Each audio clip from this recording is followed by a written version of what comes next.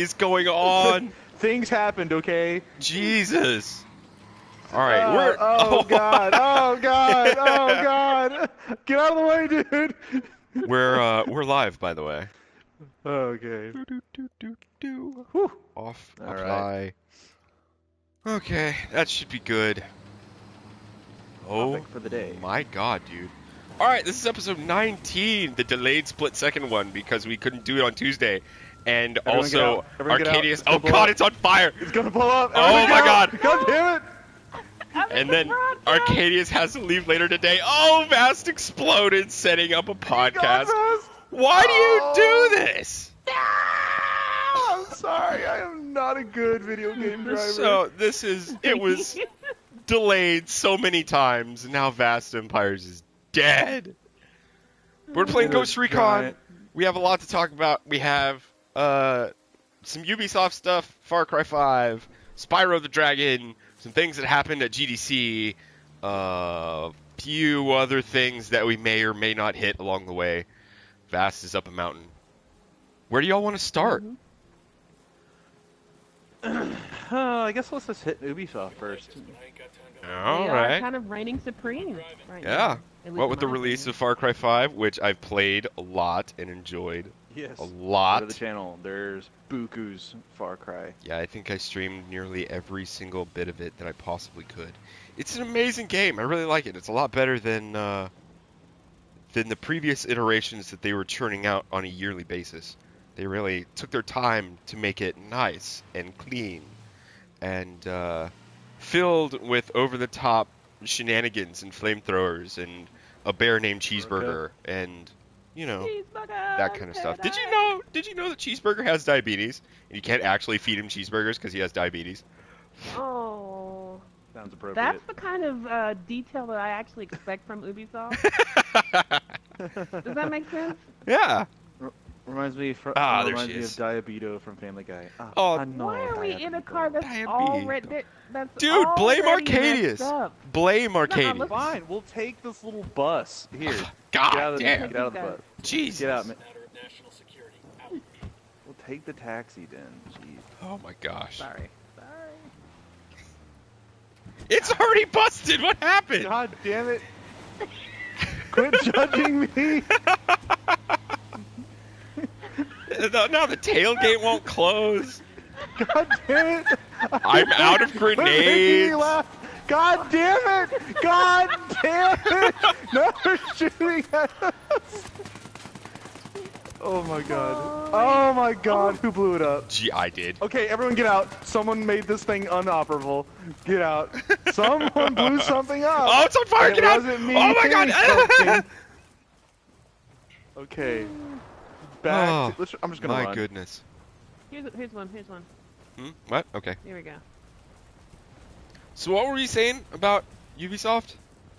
I said that that's the kind of gaming attention I'm to detail driving. that I expect from an Ubisoft game. Yes. Yes. I've only seen a little bit of the Far Cry video footage. It looked pretty entertaining so far. Oh, I dude, can it's a tell. lot What of about fun. The story what about is the story? fantastic. Everyone knows Far Cry is just usually the way Far Cry is ever since it's been in the clutches of Ubisoft is that they've built their game around a charismatic, believable villain, right? Mm-hmm. So in Far Cry 3, they had Voss, who he was kind of the sidekick to the villain, but still everybody gravitated towards him, which is where the whole villain thing started. And then you had Pagan Men in the fourth one. And Far Cry Primal was a bit of a departure from everything else. But Far Cry 5, they gave you the Seed family, and I believe the dude's name is either John or Joseph. Every single male antagonist in that game has a first name that starts with J. So there's John and Jacob and Joseph Seed and Faith Seed. Bible too, I see that. Oh, they hit that one. They hit that really hard. I yeah, like that was pretty, on the nose, that one. But all of the all of the story is based around three little regions in Hope County, Montana. And, County, Montana. yeah. I myself have never been to Montana, but that's what I'd like to think Montana is like. I was actually Mountain. born in Montana. Really? Really? Mm-hmm. New news. On a Did not know military this. base. Well, is that what it was like? Did you have enough time to? Oh, dude, no. We No? moved from there before I could even have memories, to be perfectly honest with you. Oh, all right.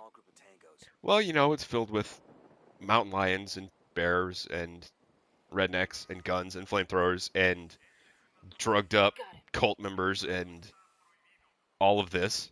And it all makes for a really entertaining, really engaging game as far as the story goes. And I really kind of like the spread of characters that you get to play with. It really feels like Ubisoft was going for kind of a tiny microcosm of the way they thought Middle America is. And for the most part, even if it's like an over the top kind of a theatrical interpretation of what Middle America is, they got quite a lot of it right, and I really respect them for the way that they tried to get everything, even if it's like the Michael Bay version of Montana. You know what I mean? In Michael Bay's Montana. Yes. Trucks explode nightly. It was a lot of fun, and I enjoyed it. And I don't know if I'm going to be getting the DLC or not. I'm not sure about that one. Would you say because you don't think it would be worth it based on the gameplay you've done so far? No, the game or was just great. The because of gameplay was content? great, but the pace of the industry is so fast right now that we will have moved on to something different by the time the DLC comes out, and I won't have time to revisit the game that I've already played. Terrible. But the cease to be decreased. Oh yeah, for the zombie one? Yes. I don't even care about zombies, but that little tagline made me smile so hard. I wanted to support them. I wanted to support them.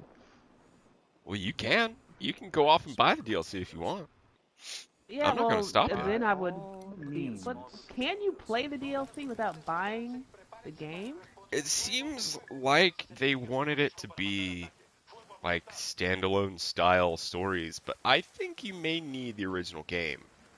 Okay, so this isn't like a Blood Dragon type thing. Yeah. Although Blood Dragon did do rather well. I had fun with Blood Dragon. That was the only Far Cry game I've ever played. Wow. So what about the co-op for this? I noticed that you were playing with one of our awesome friends and fans, Yeah. Danny. Well, I only played it for a short amount of time, and from what I can tell, how they worked co-op, as a difference to to a previous co-op was that in the other games you could really only do side stuff, and the main story was strictly available only for solo campaign playage. But in this one, the entire game is co-op. If you wanted to run through with a friend, the entire game, you absolutely could. And I believe it's up to 6 people in arcade mode if you wanted to run the arcade. Did you try any of the arcade? I heard that there's some really wicked maps out there. I did not, unfortunately. It's not really something that I'm super incredibly interested in. Wow, you exploded. Yeah, he freaking grenaded me. Because I had my fill of making maps and exporting them to the community stuff, all of that in Halo. And I got you. after Halo, I'm not entirely sure where to go. Up?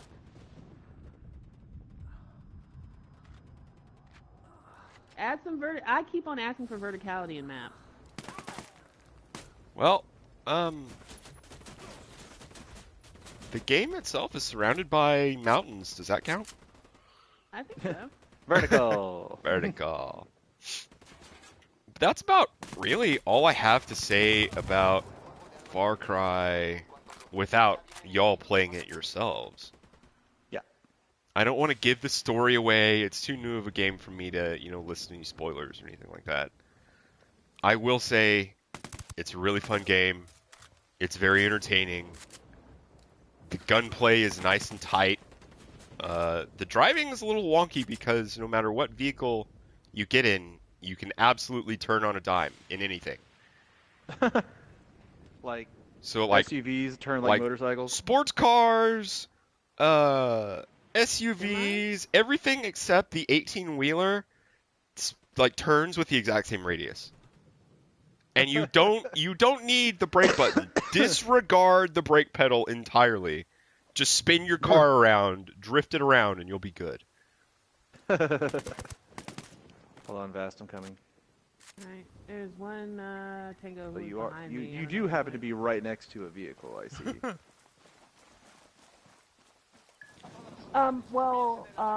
Final notes on Far Cry. When last we checked, it might be one of the better selling ones in the UK, which is usually an indicator. Thank you for sales. It was 60% of all PS4 game sales in its first week of launch in the UK. Wow. And number one, which makes it like number one. And it sold about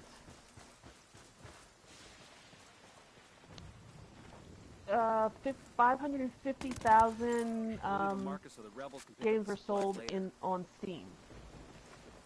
That's pretty good. Yeah. So we're looking at possibly a certified hit. Yeah, absolutely. It's well worth the acclaim. This is a two-passenger. This is only a two-seater. That's all right. I'm gonna take the helicopter. Hold on, there's a Vulcan Jeep down here. Heh, heh, And a heh, chopper. heh. But guys, you know, Slightly preferable to the chopper. you know what they announced 2 days ago, 3 days ago? Did you hear? I was in a hole. Spyro Remastered. They're doing I wasn't it. too far in the hole. September Yep. 21st. It's coming out. The first 3 games. September And- 21st? Fast, you Yeah. flew away. That is, well, you don't want to be in a vehicle with me. I don't know how to. I do not know how to fly this thing. I But, called it ever since Crash Bandicoot came out. I called it. Well, with And that I was one's right. success, well, you know what, Sports, you were right. And that game was so successful, the remaster, and also Spyro is just a character that's kind of been missing from the gaming landscape. Yeah. I don't really count Skylanders, even though technically he's part of that universe. What happened to my truck? Hold on. Don't fall off the cliff. Okay, I'm good. Yeah, I don't count Skylanders either. That was kind of a gross bastardization of the character.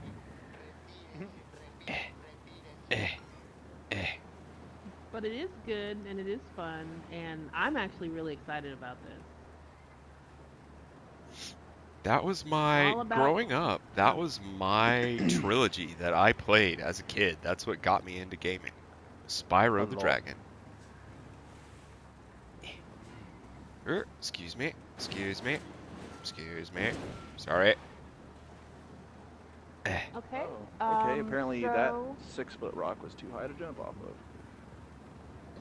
Oh, Arcadius is dead. Well, while we're here and kind of wobbling back and forth between topics, Arcadius, you played the PS4 free game of the month Rhyme, and you Yes. put some footage on our channel. Could you talk to us about that a little bit? Because that's Sure, something sure. I picked up, but I haven't. I'm tried. gonna play it all through because I'm kind of interested in what the story is.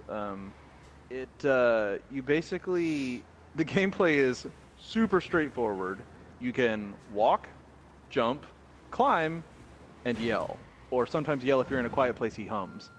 And by doing these things, you activate and trigger little totem spirits, and they go and open doors for you and do things. And it's sort of puzzle-esque with a good bit of mystery, and they leave little nice, I don't know what you call it, like Can I get through this area without big going over this? canvas-style paintings around to kind of give you glimpses of what the story kind of is. And the biggest ongoing active mystery of that game, you know, besides the fact being washed up on a island that you know nothing about, is this man in a red cloak appears in areas, and when you go to the area where he was at, he is not there. And then later on, he'll just appear in a different doorway up here, and you're like, oh, okay. So you go to try and get to him, and then he disappears again. Or he'll lead you on through areas, and he's basically leading you through this entire puzzle maze for reasons unknown, and you don't know who he is or where he came from. Uh-huh.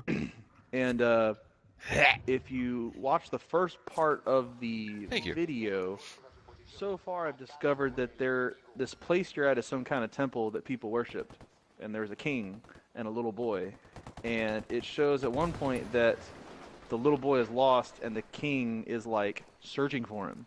So we might think that you're like the son of the king, but we don't know. Okay. And so far, you made it through all this puzzle stuff, and at the very end, before I got off, there was you walked through this doorway and it took you to an alternate dimension in the temple. Ooh. And so the alternate dimension literally looks like a scene out of Pirates of the Caribbean where he's in the salt flats where Oh, yeah? that dry boat was at. Yeah, it's that. That's cool. Yeah. And so I am actually really interested to see how that goes further. But it was like near midnight and I was going to go to bed. But Yeah. I'm going to keep playing. I'm going to continue to upload my solid gameplay of that, so everyone will see a full playthrough minus the first 15 minutes of the game, which wasn't much. All I did was free the barking fox, like I talked about. It's super awkward. It's a fox, but he barks like a regular dog, and it throws me off every time. The barking Like, I don't know fox is what our the new game guys tavern were name. thinking. They're like, oh, this will be funny. He's like, no, it's not funny. It's weird. I think it's kind of funny. But so this sounds like more of kind of a puzzle game, It kind of is. a thinker's game. Yeah, rather it's than because you have nothing. You have no shooty bang HUD. bangs. You have no map. You have literally just you and the fox, who kind of leads you, you know, in the general game direction, so you can progress the game rather than wander totally aimlessly. But even then, the little tiny subtle cues they give you of, oh yeah, you know, if you just align this thing, you're like, oh okay, and then from then on out, you're looking for aligning these particular doorways, or oh no, you can actually twist this thing. Okay, then from there on out, so you expand your knowledge of how to solve some of these puzzles as you go. So it's very much an interact. I don't know. Like a puzzle. It's not so hard that you're like, oh my god, I'll be stuck here forever, but it's easy enough to just, you know, enjoy it. And it's quite, I don't know, to me it's an easy playthrough. It might take you a moment or two to be like, oh, okay, that was clever, you know. Okay. You find a couple little real clever things that these game designers did, but yeah, I'm enjoying it. I'll be playing more of it and uploading more of it. Okay. I look forward Really to it. Easygoing type game. Yeah. So Vas, what I you like been it. playing? I like it. Been playing anything cool?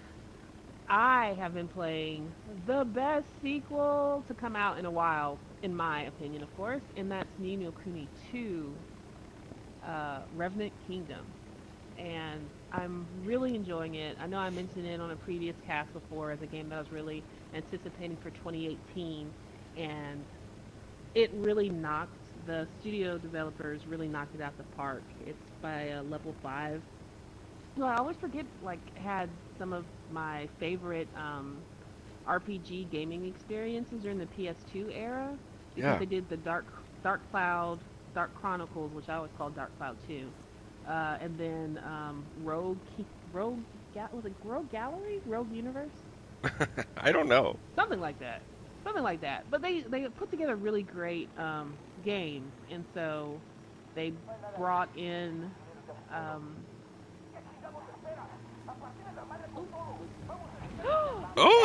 Oh my gosh! was I Right, almost Simon needed Bass. bionic legs. Arcades, you gonna join us? Yes, I wanted to. I was trying to find the supply box and I found it. But yeah, so the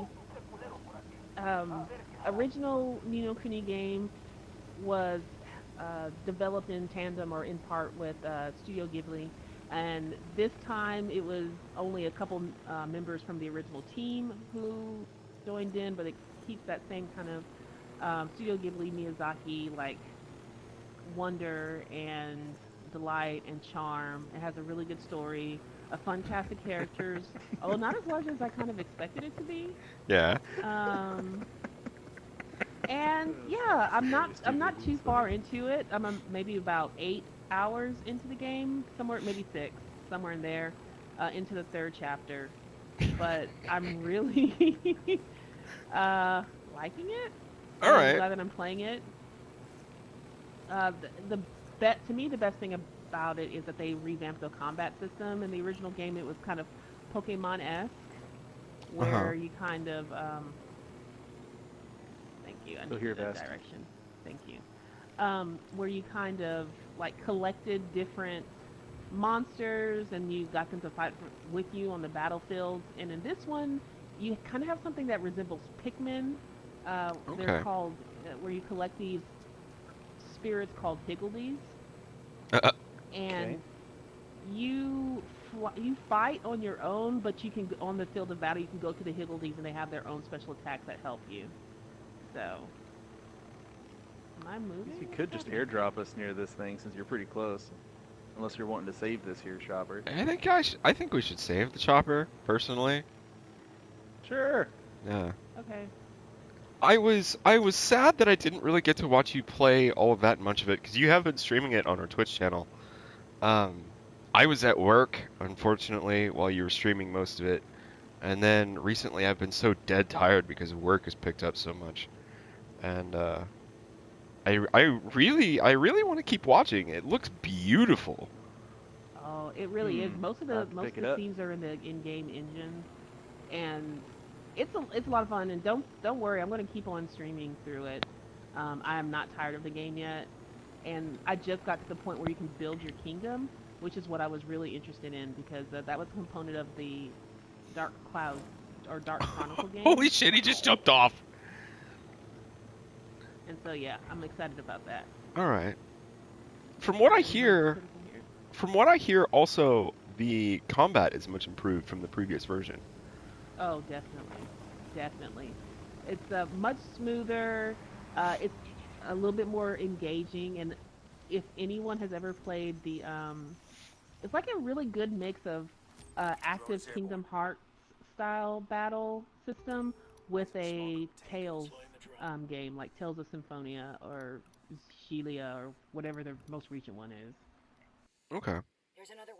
But like in a really accessible way because again the game kind of skews young. Okay. So it's not terribly difficult, but there's enough complexity that makes you think, oh yeah, I'm doing something. All right. And if you have not played the first one, can you pick this one up, or should you play Oh, the first one first? I would say just if you enjoy JRPGs and storytelling, definitely play the first one, but you don't need to pick it up to play this one. That's kind of nice. There's a bit of a time gap between it, and I'm honestly not sure if it's like 50 years or 500 years, but there's a time gap between them. And Okay. so that That's the a wee bit original- of a step. but it's to the point where the story of the original game is a legend in this world. Oh, And so okay. that's kind of how it kind of comes across. All right. So That's cool. yeah. That's nice little link there. All right, guys, I'll be right back. Okay. It looks like it's just a duo podcast for a little while, KDS. Right. Yeah, she'll be back though. So what else do we have on our docket? What did I say we were going to talk about? Oh my goodness! Do you want to hit Sea of Thieves? Do it. I believe we need to do so. Yes. We need to speak like pirates for a little while. Aye. They're totally gonna steal that chopper. Yeah. So Sea of Thieves came out, highly anticipated. What with it being one of Microsoft's only, whatchamacallit, things, one of their only exclusive titles for this generation. Two mixed, incredibly mixed reviews. And when I say mixed reviews, I'm talking like kind of mostly bad. Yeah. There's a guy to your right. Guy to your right, behind you. I'm stealing it. I'm stealing All right, it. go for it. I'll cover you. I don't even care about the rest of this base. I'm taking this chopper. All right. All right. I got it. They said, as far as Sea of Thieves go, they said that it's fun. The mechanics are fun when you have people to play with. But seeing as how I think it's exclusively an always online game. You have to play either solo or with a group of people, and the cooperative nature of the game does not lend itself to being very fun if you are paired with other people. Oh, it's actually it plays better by yourself, but you can't play it offline. Yeah. You're always going to be in a world with other pirates in it. That's terrible. Yeah. And, well, that's the pirate life, right? It's not exactly all great. So if you have one or two players, you play on a little boat, a sloop. And if you have more than that, you get a galleon to play in. Ooh. And an entire galleon. The problem with that, though, is that there's an option on a galleon to... Where are you going? I was coming back because I thought you were here. I am. I'm out of the base. Over here. Oh, you're over here. I see. Yeah. The problem with I the don't think galleon... this chopper has a gun, though. No, it doesn't. Is that there's an option to... vote a player or players with a majority vote into the brig if they're acting disgruntled. Okay, that nonsense is getting abused hardcore, So, I can tell right off the bat. If you spawn That's in really stupid. with a pack of randos, right, and they're already on their little They'll journey, just brig you and be done with it. a big thing that's happening right now is that they brig you before you actually load in. It tells you, oh, you've joined this crew. Oh, you're in the brig. Before you even get in the... That's just really unnecessary. I mean, I understand trolling to a certain degree, but, like, freaking disallowing you to play before you can even load in it's a little steep. Yeah, definitely. And on top of that, there's not a whole lot you can actually do in the game. You can... Oh, really? You can sail around, and the sailing seems fun. You can fight skeletons and collect treasure chests, or you could shoot and destroy other pirate boats that are manned by real people. And the problem with that, though, is that when you run out of fun in the base game, you're pretty much directed towards fighting other people, which means no one is really going to have a really fun time because they're constantly looking over their shoulder to see if someone is coming to blow up your galleon or not. And or brig you. And I don't... So you're going to get brigged or you're going to get sent to Davy Jones' locker. Yeah, there absolutely. Is no win. Neither sounds like it's very fun. Yeah. Welcome back, I'm Fast, hearing by the way. a whole lot of no fun. Yeah. When we were setting up this podcast and we were sharing links, Fast was so pleased with herself when she wrote that she wrote the tagline, Sea of Thieves, are we looking at a Destiny 2 scenario? Well, it's a good question, right? Yeah, absolutely. Are we looking at something like a Destiny scenario where the base game comes out, it's been highly marketed, spoken very highly by the game developing studios, and they're proud of the overall product. But then when it gets out to the players and during the beta, people are loving the game. They're seeing all the promise and all of the fun that the developers intend for the game. Then it's released, and you get the final product, Oh my god, it swapped me. I did not want to swap there. You get the final product and you realize, like, oh no, the beta was actually the entire game and there's nothing else here. Oh, Yeah. Destiny.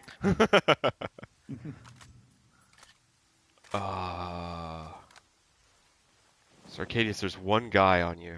Let's see if I can get him. I shot a rebel. Great. No, no, I just freed the rebel. My work was in vain. He's about to get on a minigun and I'll pop him again. There we go. Alright. I mean, I'm not really much of a fan with short gameplay, limited type of things you can do, and once you've done it all, you're just literally setting yourself up for a giant troll fest. Does not sound fun. That's essentially how this game purports itself to be. From what I understand, the coordination on a big boat, if you're actually talking to people, is a hell of a lot of fun. But I mean, so is this game. If that's the way we're gonna. I mean, that's pretty true.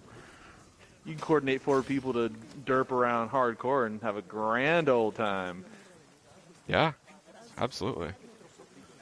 But I think that's as far as it goes, really. They are promising more content in the future, and I hope that they actually do pay out with that. But that remains to be seen, really. I don't really know how large of a player base it has, or how large the player base has dropped since release either, which would probably I a do lot. know. I can't tell you how much the game has Still need dropped. to steal this other chopper. You just landed But it I over here. can. No, it's a plane now. We already No, we stole gotta the take chopper. the chopper and put it at the base, not park it wherever. I took it to the thing and it said, you You got have the to stuff park and it there rewarded and me. leave it. Oh my gosh. So annoying. I'm so glad I but- got all of these people to play Wildlands. I knew it was going to be wonderful. But before I forget, Sea of Thieves, within its first week, had up to 2 million players. Okay. Modest. But I don't know where those numbers fall. I don't know if they've maintained, how much of the drop was, or if they've gained any players either. Yeah. So that hasn't been announced. But they did.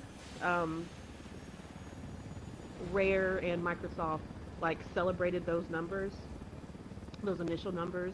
Oh, I'm gonna take the other chopper. I'll meet you there. Bass, you jumping in? And I'll get there by another way. Okay. Okay. Where do I And- even yeah. take this? Well, I already, like I said, took it, but it's gonna be down this way. All right, marked.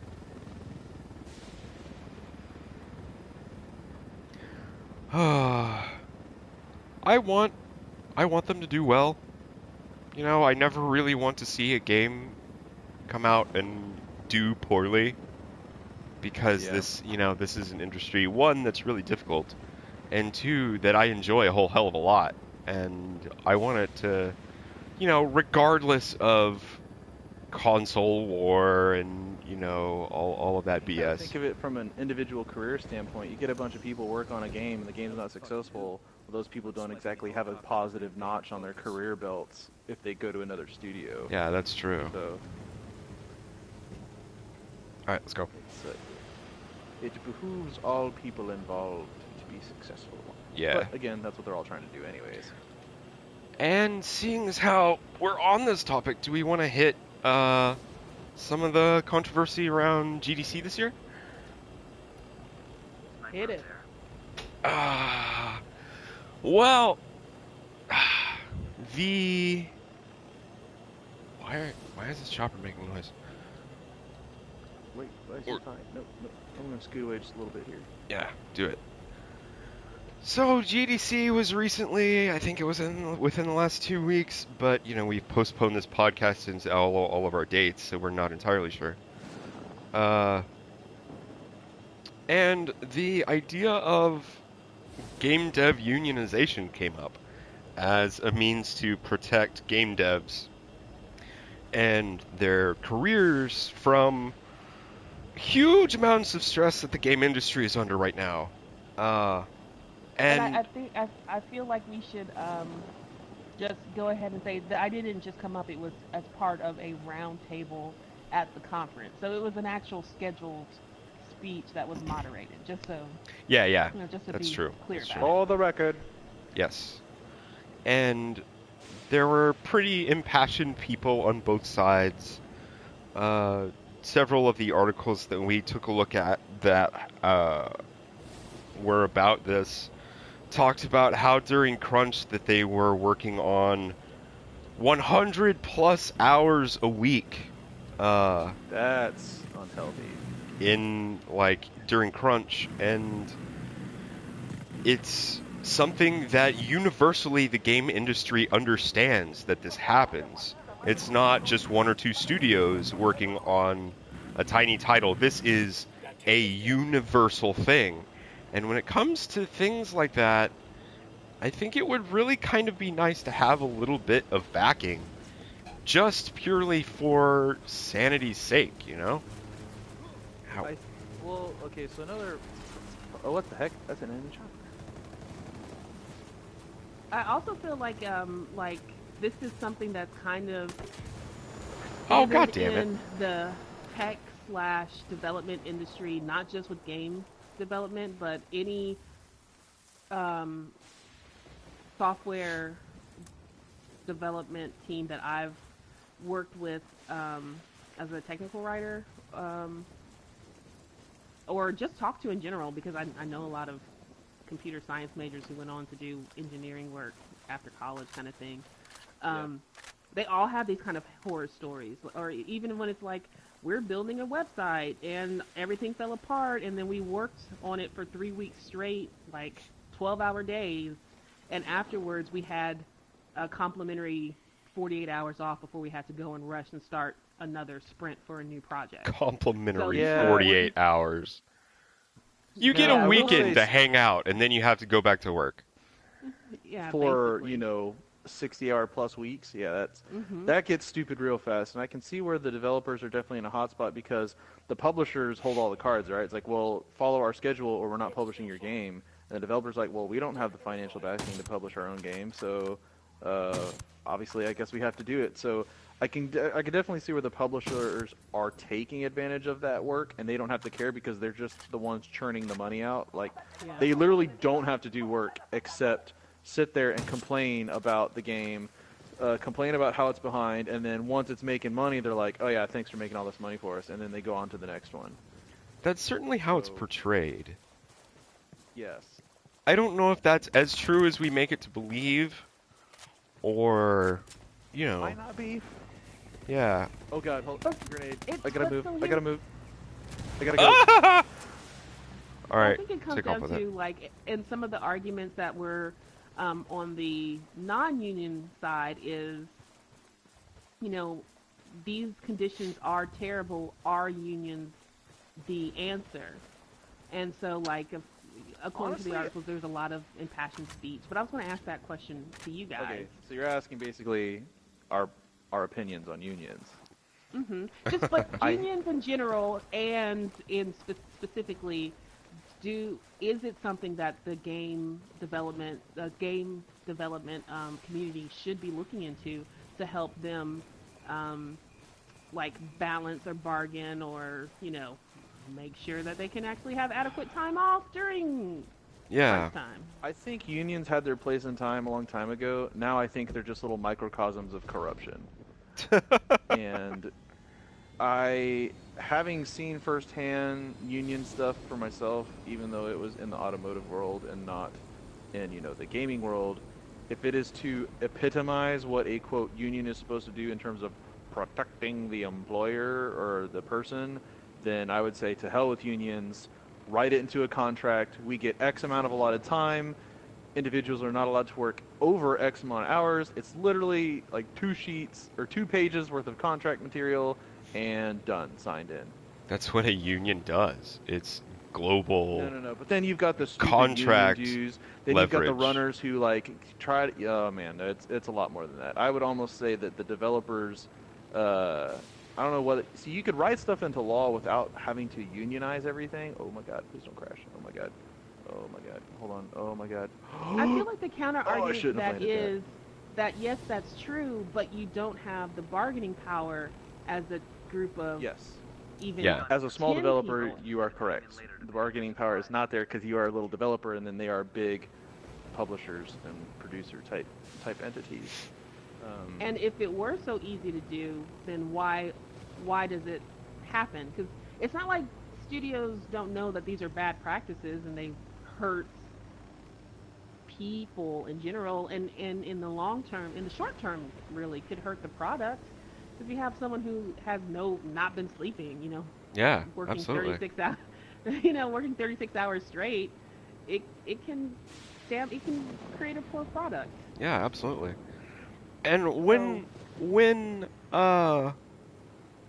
when this comes up, I kind of like to draw parallels to other things in our world that we also enjoy, and I know movies are heavily in the union field. You have screenwriters unions and actors unions and voice actors unions and just like movie workers unions and all of that. And uh, it inevitably makes content that we enjoy. We still go out and we enjoy movies, and they still make very good things. Most every single movie you've ever seen has been union work, which is cool. But there's a difference between uh, video game unionization and movie unionization in that most of. Hey, Vass, do you want to get in the chopper? Yeah, she does. I'm on my way. Look at her ramming No, herself we're into right a behind gully. you. We're right behind you. Oh, okay.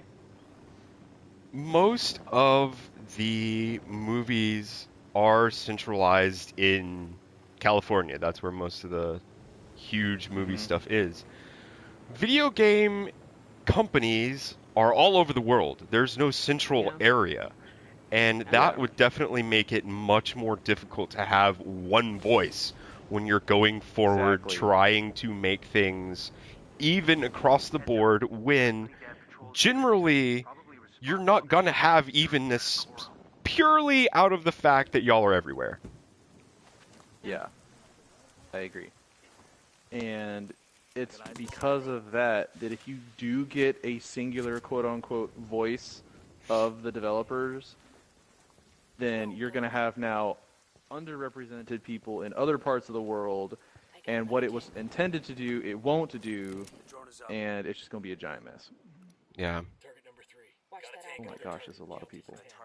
I guess the short answer Wow. and cop out is that there's no easy answer for this.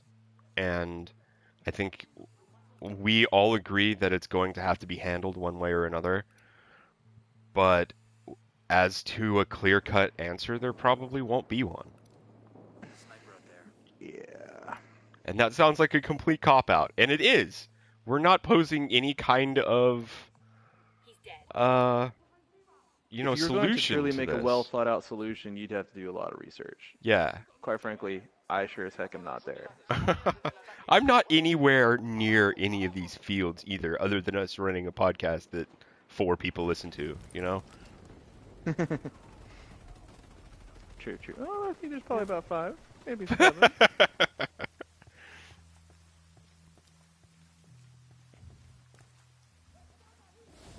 So I'm going to switch the topic up a little bit and mention Fortnite, mainly because it's a big game.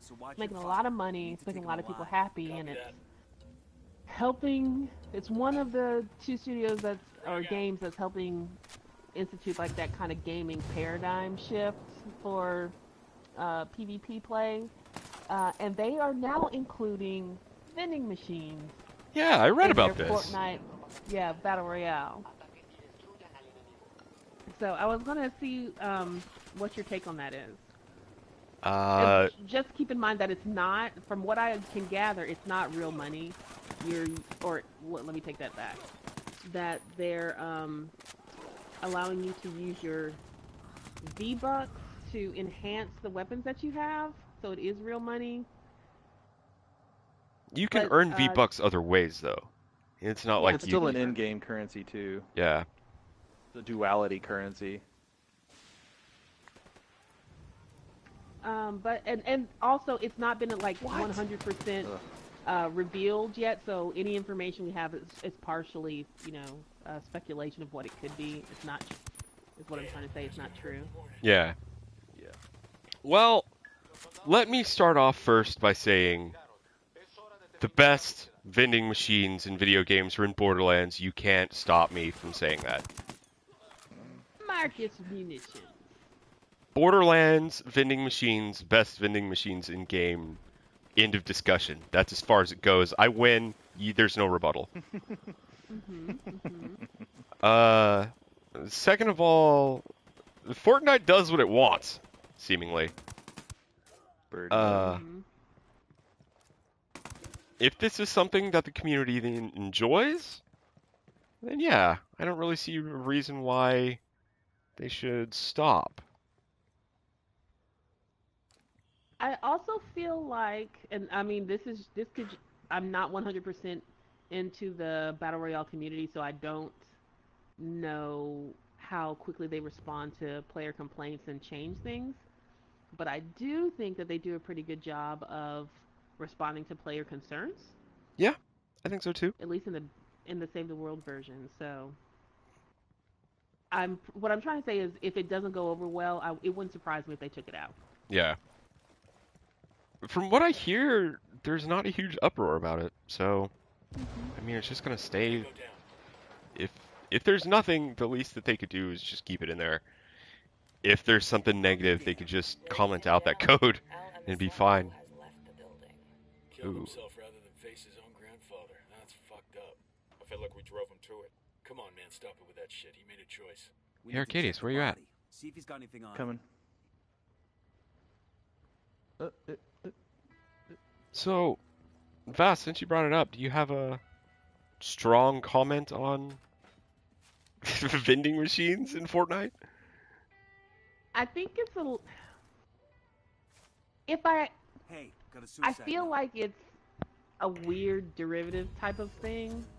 Like Marcus Munitions from the Borderlands games did it better and did it best. So anything that comes from that kind of trope feels kind of like lame to me. Yeah. However, if I think about different ways for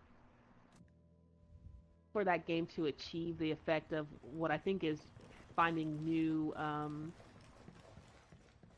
perks for your weapons, like there's only so many things you can do, right, in a game. Yeah. And I think it kind of fits with their kind of tongue-in-cheek, you know, not quite so serious take on the battle royale genre. So I'm Yeah. not mad at it. I just kind of shrugged basically when I saw it. All right. Yeah, that's about the comment that I had too. That didn't make any sense. That's about the feeling that I had too with it all. But that being said, where's he going? That. Chopper. All right, that's Nile Drive. That being said, Well, there is a not over little the bit water, you of controversy around battle royale games in general nowadays, considering the head of PUBG Corp is now embattled in various lawsuits regarding all of the derivative battle royale games that are popping out of the woodwork after its success. Uh-oh. Yeah. Um, Yeah. some of these he actually does have legal grounds in the legal sense that hold on, let me pull over and put a waypoint down. In the sense that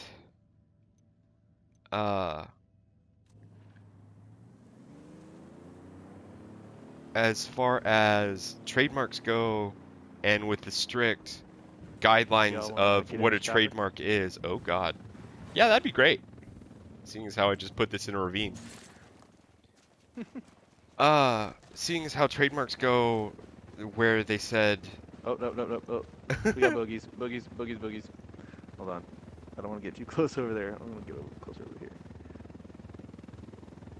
that these derivative games exist specifically to confuse audiences into thinking that they're buying something from one company in the hopes of, scalping.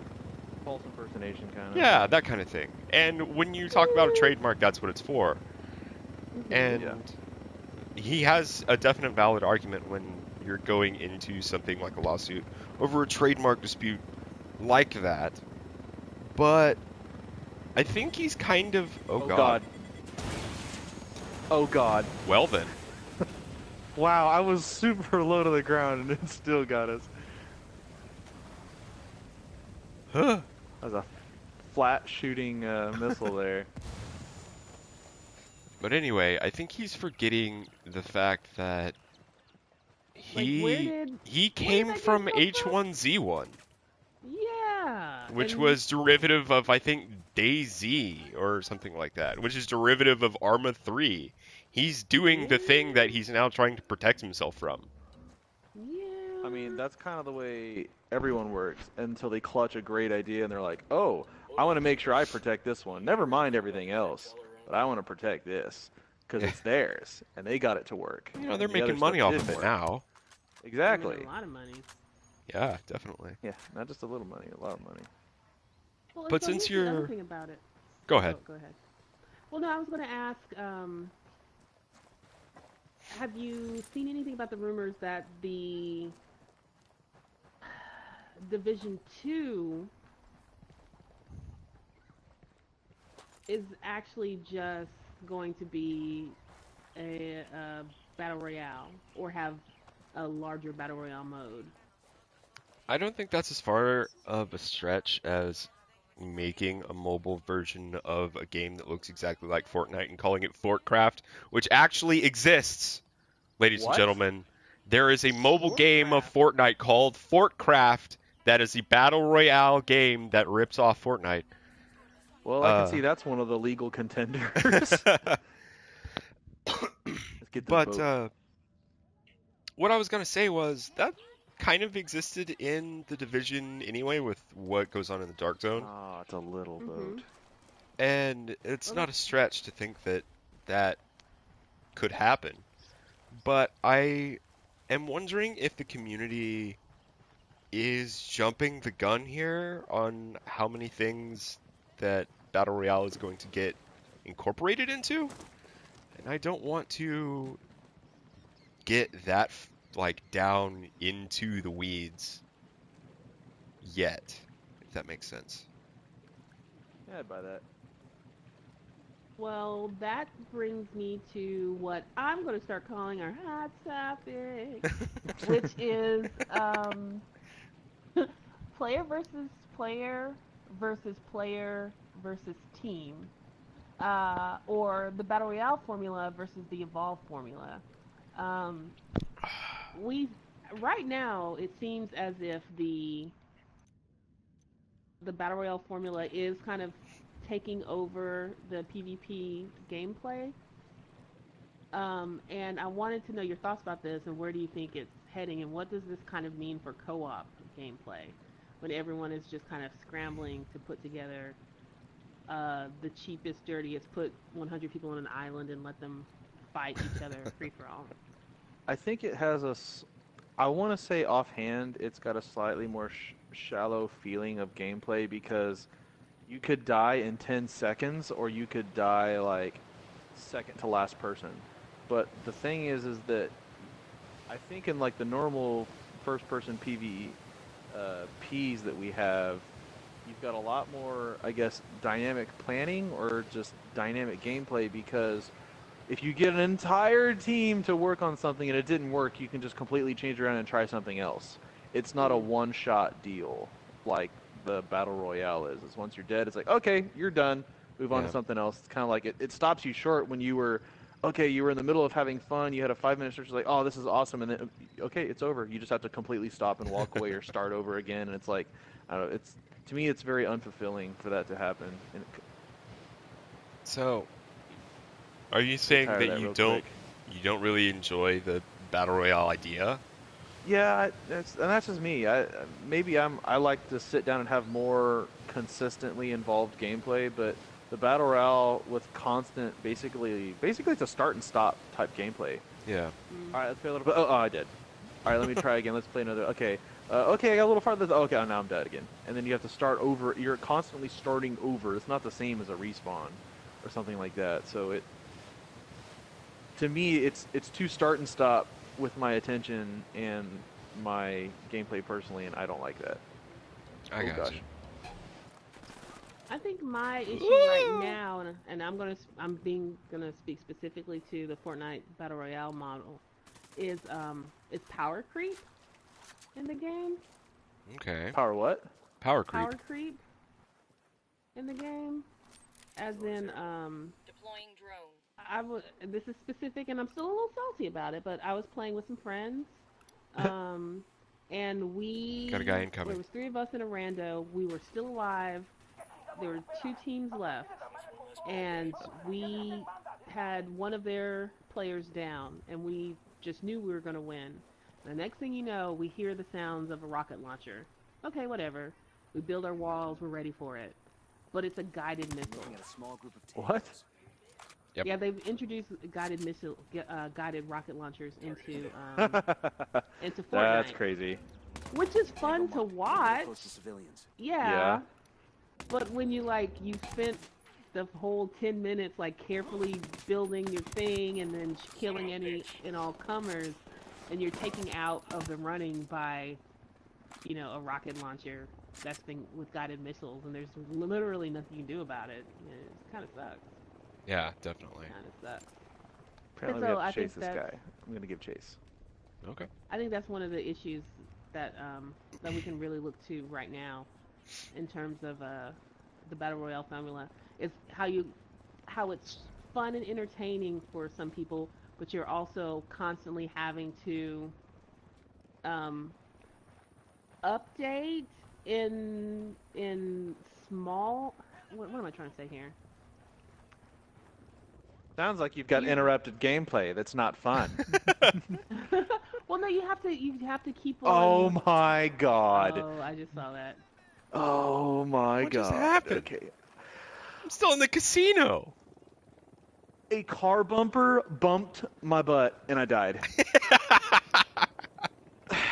Okay. Oh man, Alright. that's great. I got butt bumped and I died. So, Anyways.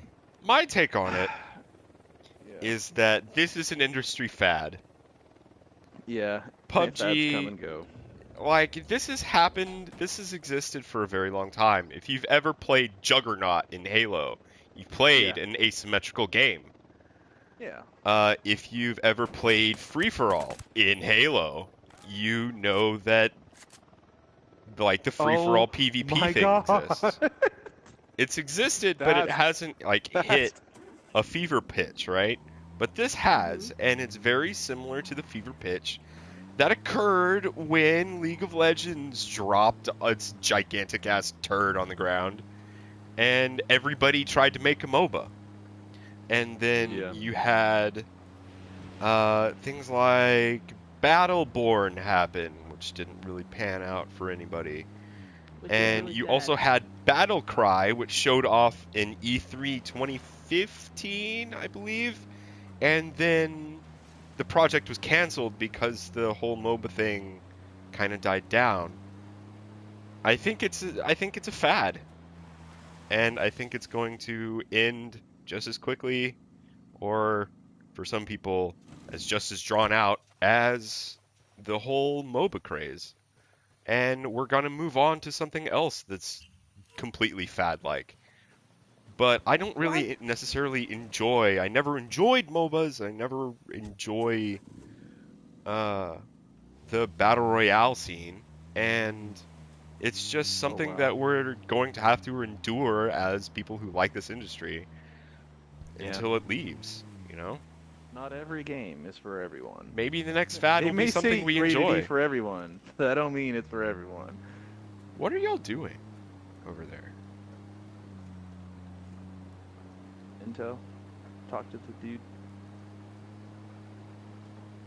because the story mission that we failed is actually back there again. So it's now that it's refreshed, we could probably go back and do it again. Either I walk away from here with answers or your ears. The choice is yours. All right. Well, I'm outside. Come jump in the van. So is that about all of our topics?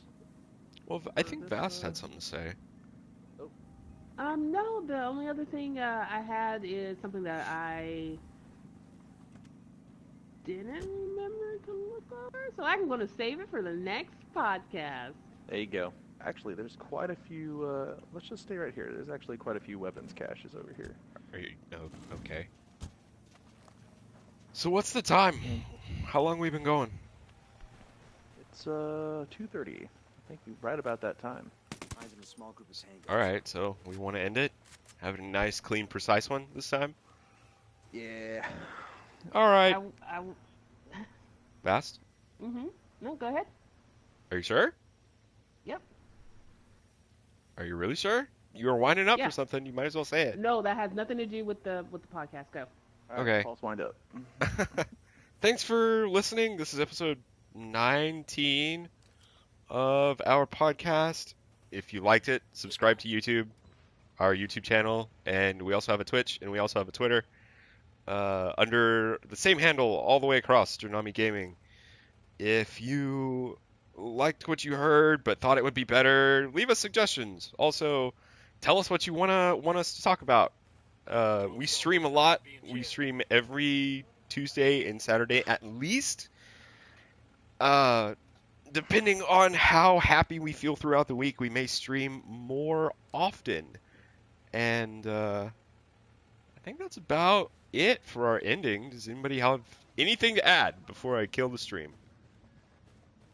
Nope. We can rant probably more on these topics a little later at another one. I'm sure they'll come up again. All right.